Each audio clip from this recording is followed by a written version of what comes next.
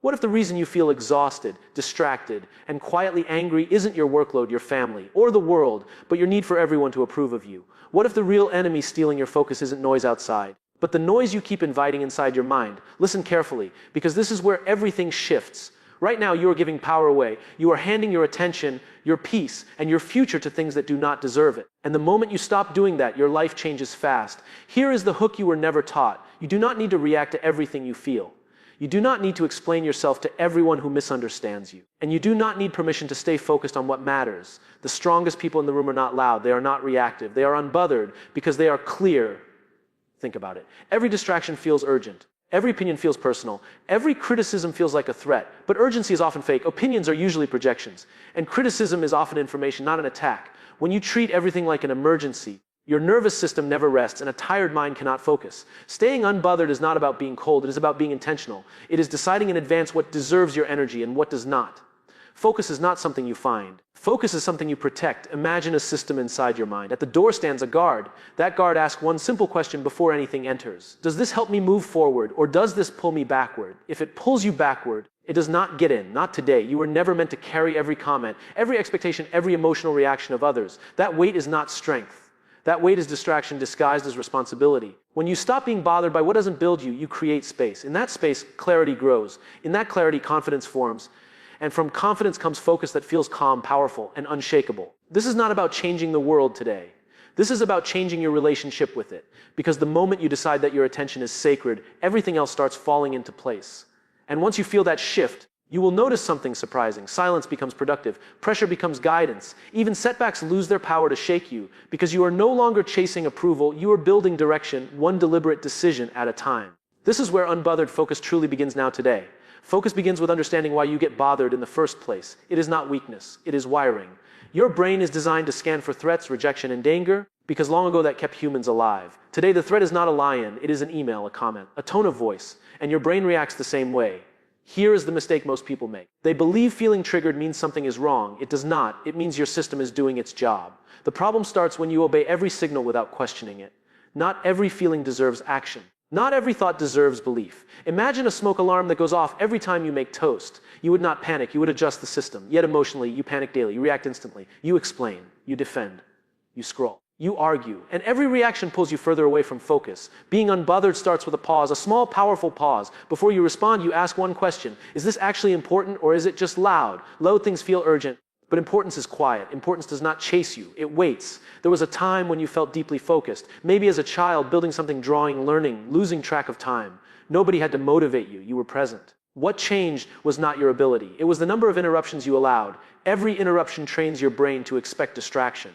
Every time you check your phone, your brain learns that focus is temporary. But the reverse is also true. Every time you stay with one task, even when uncomfortable, your brain relearns depth. You do not become focused by eliminating distractions completely. You become focused by choosing which distractions get ignored. That choice builds identity. I am the kind of person who finishes. I am the kind of person who stays calm. I am the kind of person who does not chase noise. The world will test this decision daily. People will misunderstand your silence. They may call you distant. Let them. Focus often looks like disinterest to those addicted to attention. When you stop reacting immediately, something strange happens. Respect increases. Stress decreases. And your mind finally has the space to do what it was always meant to do. Think clearly, move intentionally, and build something meaningful without constantly being pulled apart. This is the discipline that creates freedom, the quiet strength that compounds daily, and the focus that turns ordinary effort into extraordinary results over time. For those willing to practice it, now let's talk about boundaries. Because focus without boundaries is just wishful thinking. Every time you say yes to something that doesn't matter, you are saying no to something that does. That trade happens quietly, daily, and most people never notice it until they feel behind, frustrated, and tired. Being unbothered does not mean you stop caring. It means you care with intention. You decide where your energy goes before the world decides for you. Boundaries are not walls, they are filters. They allow the right things in and keep the wrong things out. Think of your attention like money. If you hand it out to everyone who asks, you will always feel broke. But if you invest it wisely, it grows. Every notification, every unnecessary conversation, every emotional tug is asking for a withdrawal. Focused people learn to say not now without guilt. There is a story you tell yourself when you struggle to set boundaries. You say, I don't want to disappoint. I don't want conflict. I don't want to seem selfish. But here is the truth. Avoiding short-term discomfort creates long-term chaos. Clear boundaries create temporary tension, but lasting peace. When you start protecting your focus, some people will push back. They benefited from your availability. That does not make them bad. It just means your growth changes the dynamic. And growth always does that. The most successful people are not accessible all the time. They are intentional with their availability. They schedule thinking, they protect mornings, they limit inputs. Not because they are better, but because they are disciplined. You do not need to announce your boundaries. You enforce them through behavior. You respond slower. You choose fewer commitments. You leave earlier. You stop over-explaining. Consistency teaches people how to treat you. And something powerful happens when you hold that line. Your mind relaxes. Your energy stabilizes. You begin to trust yourself again. Focus stops feeling forced and starts feeling natural. Boundaries are not about control. They are about alignment. When your actions align with your priorities, distraction loses its grip. And the more you practice this, the less bothered you become by noise that once consumed you, because you finally know what matters and you are no longer afraid to protect it. This discipline compounds quietly. Day by day, your confidence strengthens, your reactions slow, and your direction sharpens. You stop chasing validation and start building momentum. What once drained you now feels irrelevant, because your focus is anchored to purpose, not pressure, and that anchor holds firm even under extreme stress. Let's go deeper. Because even with boundaries, your mind can still feel noisy. That noise usually comes from one place: comparison. The moment you measure your progress against someone else's timeline, focus collapses. You stop running your race and start watching theirs. Comparison is seductive because it feels like information. But most of the time it is distortion. You are comparing your behind the scenes to someone else's highlight reel. That is not data. That is distraction pretending to be insight. When you compare, you rush. When you rush, you cut corners. When you cut corners, you lose trust in yourself. And once trust is gone, focus becomes fragile. You hesitate. You doubt. You start again and again, but never stay long enough to build momentum. Being unbothered means accepting a simple truth. Your path will not look like anyone else's, and it is not supposed to. The pressure to keep up is artificial. Real progress is quiet, often invisible, and deeply personal. Think about mastery. Anything worth mastering requires boredom, repetition, and patience. None of those get applause. None of those trend, but they are the price of excellence. Focused people accept that price willingly. There is a story of a stonecutter hitting a rock 100 times with no visible crack. On the 101st strike, it splits in two. That final strike did not do it alone. It was every strike before it. Focus works the same way. Results show up late. The distracted mind wants proof before commitment. The focused mind commits before proof. That is the difference. When you stop checking how fast others are moving, you gain something rare. Rhythm. You begin to work at a pace you can sustain. And sustainable pace beats short bursts of intensity every single time. This is where calm confidence comes from. Not from winning quickly, but from knowing you are still moving when others quit. That confidence makes you harder to shake, harder to distract, harder to manipulate. You no longer need external validation to keep going. The work itself becomes enough. Progress becomes internal before it becomes visible. And here is the quiet power of that shift. When you are no longer competing, you are no longer threatened. When you are no longer threatened, you are no longer reactive. And when you are no longer reactive, your focus sharpens naturally. You stop proving, you start building. You stop watching, you start creating. And the noise that once pulled you sideways slowly fades because you are too busy becoming aligned with your own direction, step by deliberate step, without rushing, without comparing, without losing yourself in someone else's story. Now let's talk about control, because most distraction comes from trying to control what was never yours to manage: other people's opinions, their reactions, their moods. When you try to manage these, your focus fractures. Here is the truth that sets you free. You cannot control outcomes, but you can control standards. You cannot control how people respond, but you can control how you show up. Focus lives in standards, not outcomes. When you chase outcomes, you become anxious. You check constantly. You adjust too early. You lose patience. But when you commit to standards, your mind settles. You know what you do daily. You know what you tolerate. You know what you repeat. That clarity removes mental noise. Think of an athlete training. They do not wake up obsessed with winning. They focus on form, on routine, on recovery. Winning is a byproduct. Focus works the same way in life. Most people stay bothered because they attach their self-worth to results. If it works, they feel good. If it fails, they collapse. That emotional swing destroys consistency. Consistency is what focus needs to survive. Being unbothered means detaching your identity from temporary outcomes. A bad day does not mean a bad life. A mistake does not mean you are broken. It means you are learning. And learning requires calm. There will be days when effort feels invisible. Days when nothing moves. Days when doubt whispers that this is pointless. Those days are not a signal to stop. They are a signal to simplify. Return to standards. Do the next right thing. That is it. Focus strengthens when you trust process over emotion. Emotions fluctuate. Systems stabilize.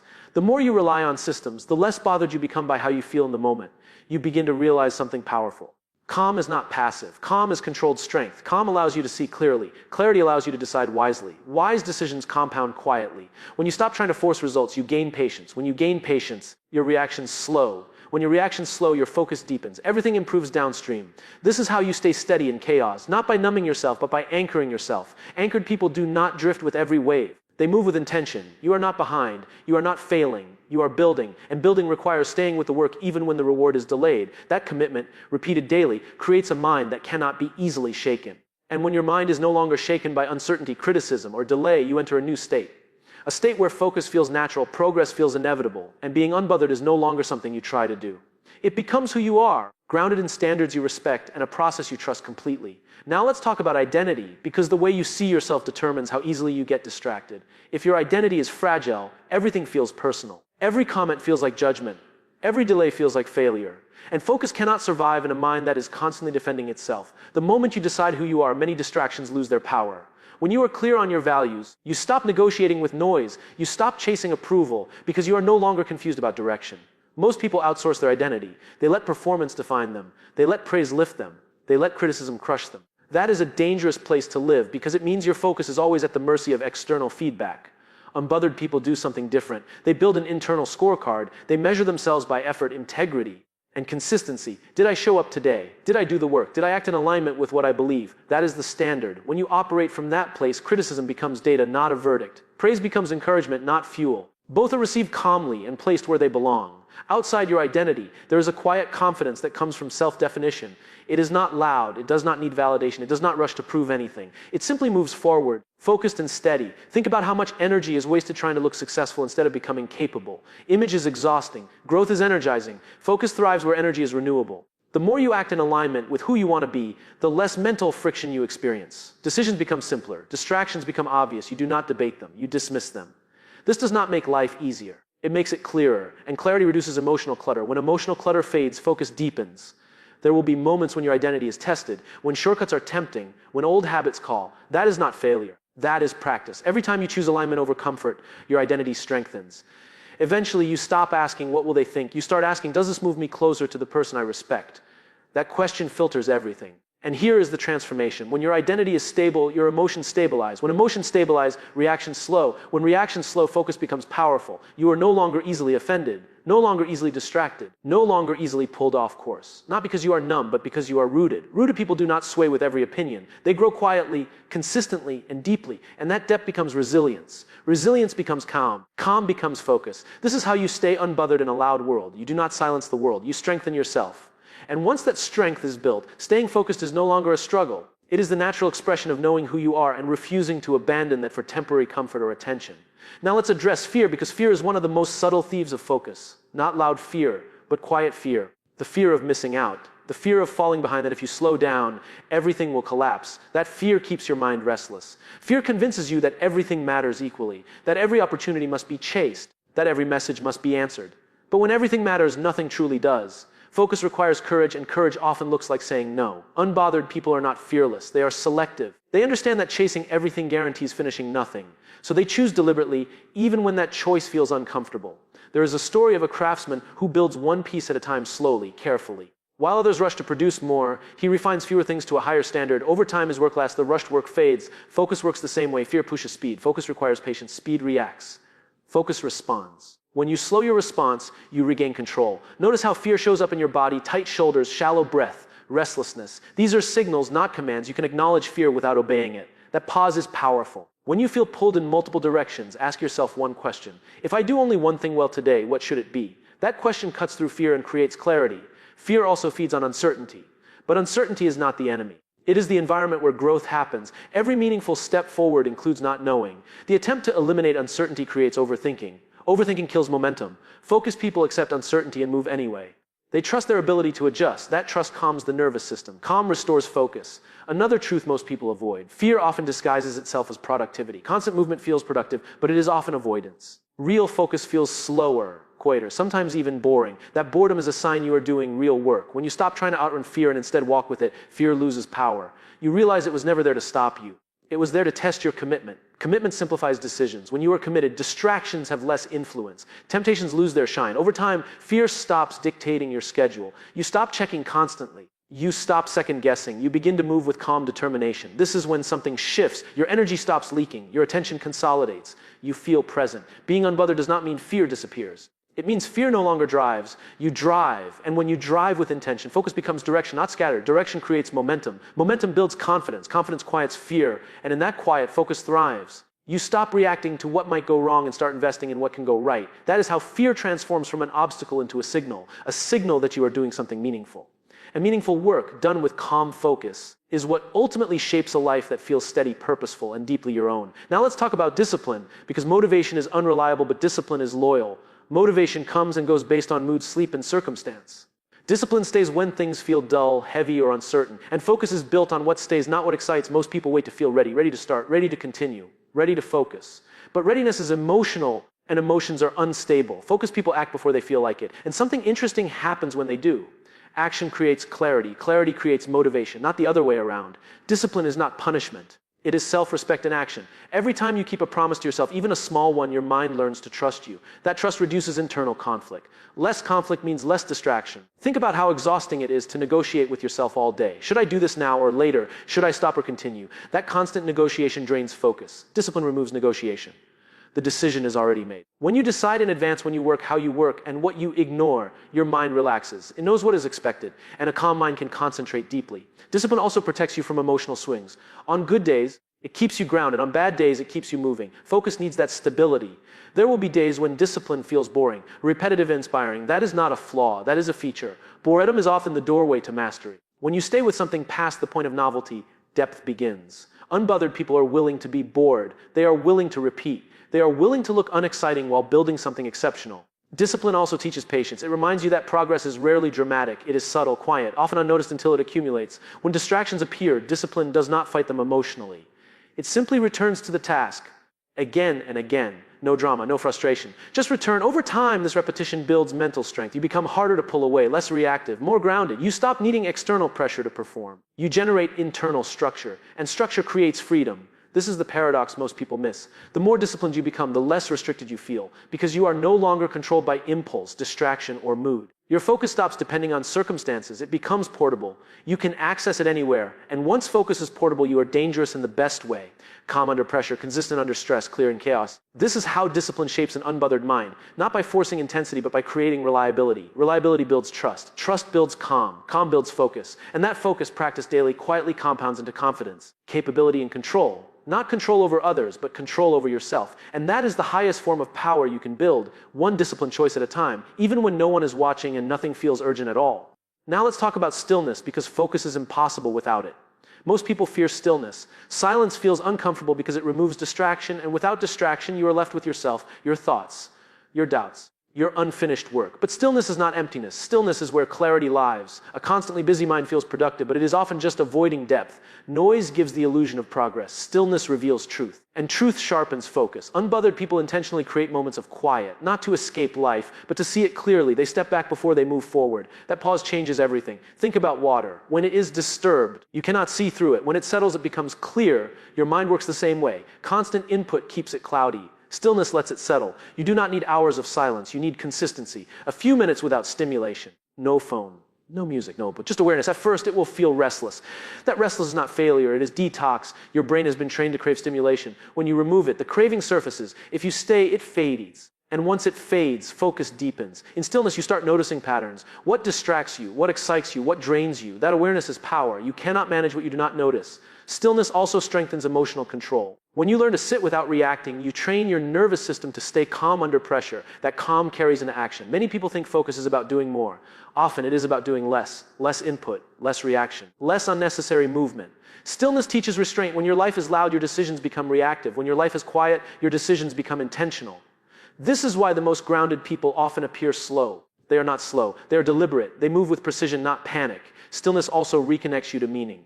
In quiet moments, you remember why you started. Purpose surfaces when noise fades. And purpose fuels focus more than pressure ever could. Over time, stillness becomes a refuge. Not a place you escape to, but a place you operate from. Even in chaos, you carry that calm. You stop filling every gap with distraction. You stop checking compulsively. You stop reacting immediately. And in that space, focus finds room to grow. Being unbothered is not about being detached from life. It is about being present with it. Fully present. Not fragmented. Stillness gives you that presence. Presence sharpens attention. Attention strengthens focus. And once you experience that depth, surface-level noise loses its grip. You realize how much energy you were wasting staying busy instead of staying aligned. This is the quiet advantage. Others rush. You pause. Others react. You respond. Others scatter. You concentrate. And that difference compounds. Slowly at first, then unmistakably, because in a world addicted to noise, the person who can access stillness holds an edge that cannot be copied, rushed, or taken away, and that edge makes focus not just possible, but sustainable over the long run. Now let's bring this home, because everything you have heard leads to one simple choice. You either live reactively or you live deliberately. You either allow the world to pull you in every direction, or you decide where you stand and let everything else move around you. Being unbothered and focused is not a personality trait. It is a practice. A daily decision to protect your attention, regulate your emotions, and act in alignment with what matters most. No one arrives here by accident. You will still feel distraction. You will still feel pressure. You will still feel doubt. The difference now is that these things no longer control you. They pass through instead of taking over. Focus is not intensity. It is continuity, showing up again, returning again, choosing again, even after mistakes, even after setbacks, especially then. Think about the person you want to become. Not the image, not the applause, but the inner state, calm, clear, steady. That version of you is built through small, repeated acts of discipline, stillness, and self-respect. Every time you pause instead of reacting, you strengthen focus. Every time you choose depth over distraction, you reclaim power. Every time you act according to your standards instead of your emotions, you build trust with yourself. And that trust changes everything. Life will remain noisy. Opinions will remain loud. Problems will remain unpredictable. But you do not need a quiet world to have a focused mind. You need a strong one. Strength is built in silence, in patience, in repetition, in the moments no one sees. When you stop trying to control everything outside you and start master what happens inside you, calm becomes your default. From that calm, clarity emerges. From clarity, action becomes precise. This is how progress accelerates without chaos. This is how confidence grows without arrogance. This is how you stay unbothered without becoming disconnected. You are not here to react endlessly. You are here to build something meaningful. And meaningful things require attention, care, and consistency. So choose what you give your energy to. Choose what you ignore. Choose who you listen to. Choose how you respond. Those choices shape your days. Your days shape your habits. Your habits shape your identity. And identity shapes your future. If you take nothing else from this, remember this. Your attention is your life. Wherever it goes, your life follows. Protect it. Focus it. Respect it. Do that long enough, and you will notice a quiet shift. Less reaction. More direction. And one day you will look back and realize that staying unbothered was not about avoiding the world. It was about finally leading yourself through it with clarity, discipline, and calm strength that cannot be shaken. This is where it ends, and this is where everything truly begins.